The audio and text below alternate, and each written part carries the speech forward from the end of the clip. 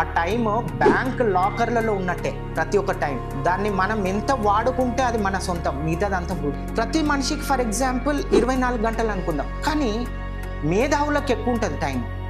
అందరికీ 24 గంటలు ఏం కాదు. ఎందుకంటే ఇప్పుడు నీకైనా నాకైనా 24 గంటల టైం ఉంటే 24 గంటల్లో మనం ఏం సాధించలేం. ఒక బిజినెస్ మ్యాన్ ఉన్నాడు, ఒక నలుగురిని వేజెస్ పే చేసి ఎంప్లాయ్మెంట్ ఇస్తాడు.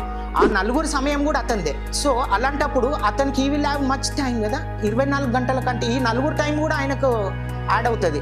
కాబట్టి ఆ నలుగురితో పాటు 5గురు టైం ఆయనది, ఆయనతో పాటు ఆ నలుగురిదే 5గురు టైం కలుపుకుంటే ఒక యూనిట్లో ఒక ప్రొడక్షన్ ఏదైనా సమాజానికి ఉపయోగపడేదాన్ని చేయగలుగుతుంది. అలాగే మన ఇప్పుడు ఎవరైనా ఇండివిజువల్గా ఒకటి చేయాలనుకోవటం కంటే ఒక 10 మంది కొలాబరేట్ అయ్యి ఒక సంస్థను ఏర్పాటు చేసుకొని ప్రజలకు ఉపయోగపడేది ఏదైనా చేస్తే అప్పుడు 24 గంటలు కాదు, 240 గంటలు అయితే ఒక టీమ్గా కొలాబరేట్ అయ్యి చేస్తే టీమ్ స్పిరిట్తో అలా ముందుకు రావాలి యువత. Time is money, every minute is like money.